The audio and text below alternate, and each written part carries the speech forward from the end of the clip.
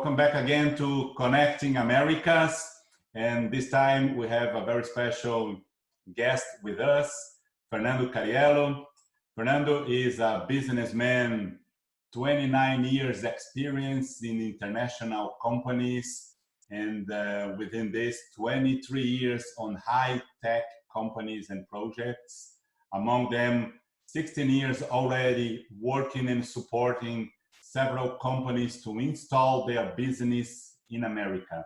So a long experiences of what to do, what issues, and how to really worry about establishing their business here in the US market.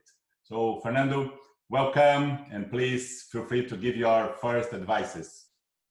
Thank you, Marcelo. Thank you for inviting me to this presentation, to this interview.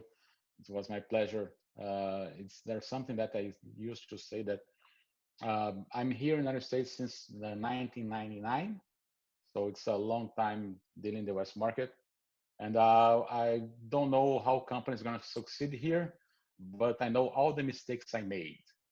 So that's the goal of this talk, is that not only to tell how they can succeed, but to share some of the mistakes they made and that we candidly call the 7 sins to US market.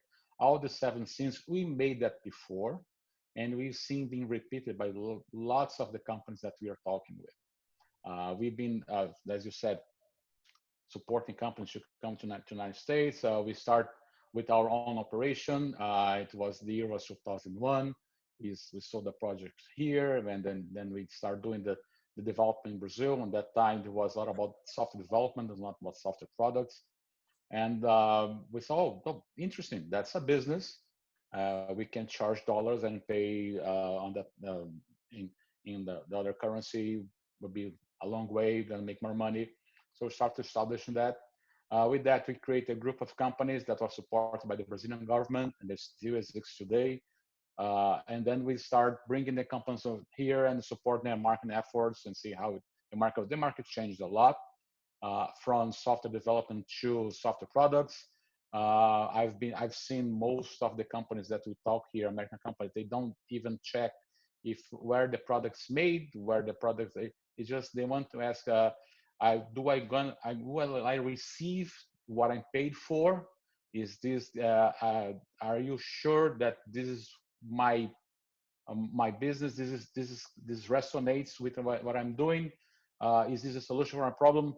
And can I count on you? And this is the trust feeling that you need to sell technology in the United States. That's the most important thing. Yeah, and US is always a challenge, and always will be. And I don't want to anticipate all your 7 sins because it's part of your webinar. We will be bringing the information at the end of this conversation. But let us just see one of the major mistakes or scenes that you want to emphasize, is just to give one idea that our team can have a look, and then maybe everybody goes to your webinar next week.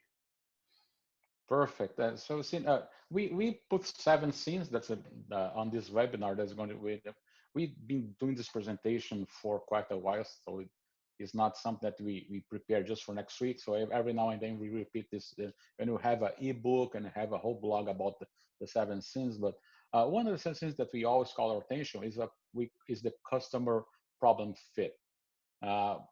It's interesting living in the US for such a long time.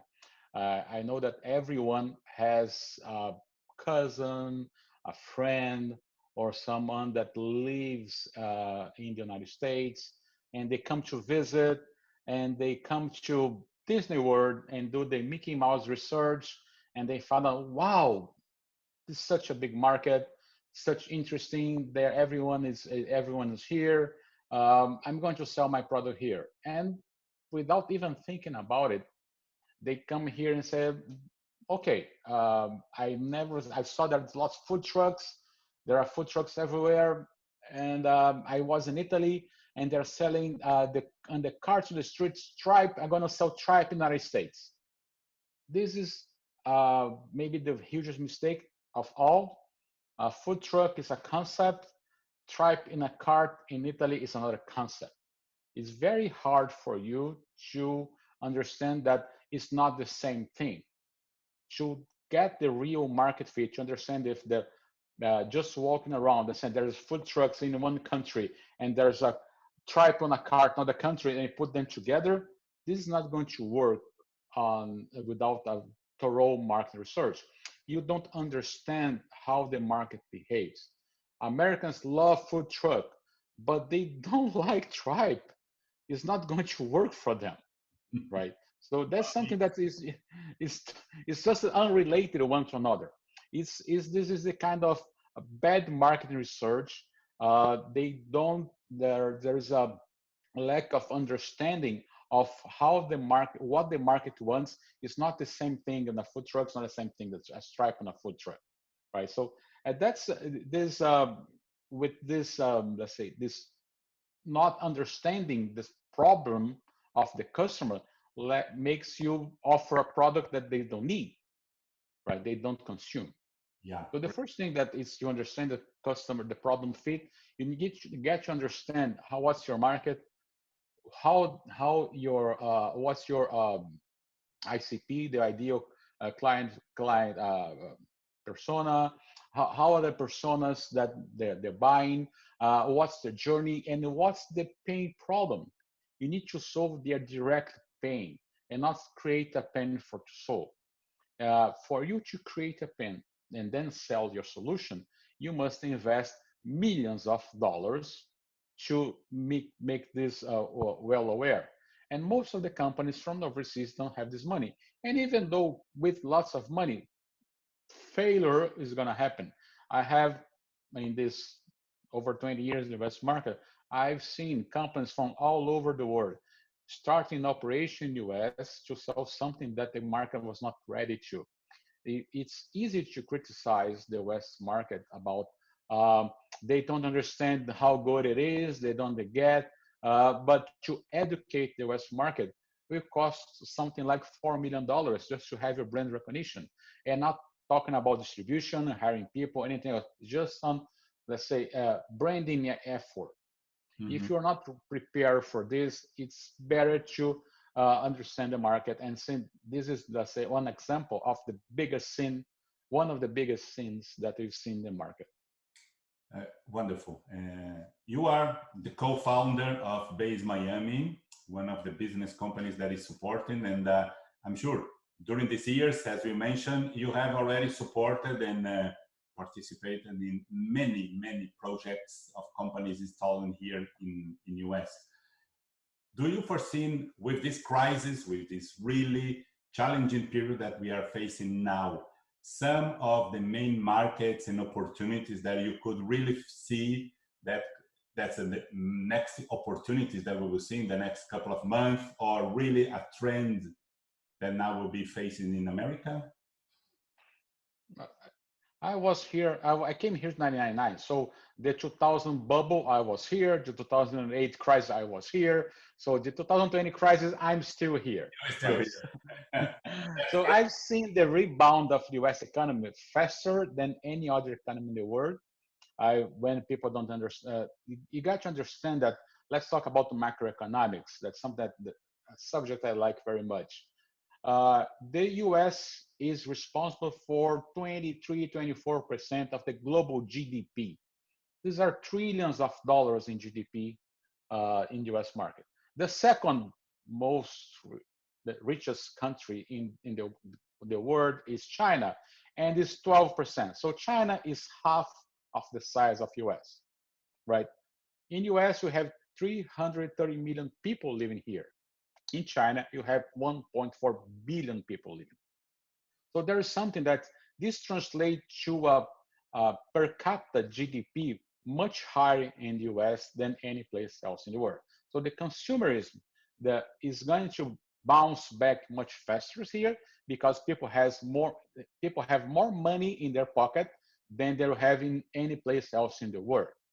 And and this is a good reason that the US market is going to rebound faster than any place else. Of course, the public policy of the president throwing out trillions of dollars in the economy, of course, going to help the companies to stay afloat. And companies, when the companies are still here, they still pay the employees. If they get paid, they're going to consume, and things are going to be back in normal much faster than people realize.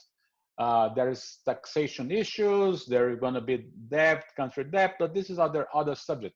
The important for the business people like us is to understand that the opportunity US market is going to rebound faster. And right now, it's just changing the way that the business are being done. Stores are closed. I'm shopping online, just like you, like everyone else. There are businesses that are hiring. Amazon is hiring like crazy. Supermarkets are hiring like crazy. There are other technology companies are hiring here because they cannot meet the demand that they need to fulfill working remotely. And then you can think about it. If you are out of the United States and you do technology work and you work remotely, what's a better time than now that you be spread your word that you can do that? As right now, everyone's used to remote work. So there's not going to be any difference from your remote from your home in Chicago or in Boston or in São Paulo or Buenos Aires or Santiago or Paris or Delhi. It doesn't matter. If you can deliver, if you can prove, you can make your offer compelling, and it solves a problem of the client, doesn't matter where you are. This is going to have an opportunity there. Great. Wow. Again, I will not open all the next steps for your webinar. Fernando, it was great to talk to you. I'm sure we could extend another 10, 15 minutes here, but I know the time is quite short for this. But again, I invite everybody to really be present in the next one and really share some of your thoughts and some of your ideas. That there is really pretty nice opportunities in US that it can be realized, no? Thanks once again. It's great to talk to you, and see you next time in the next conversation. Thank you, Marcelo. Have a great day. To everybody, we'll talk to you in the next Connecting Americas we're going to have. Bye-bye.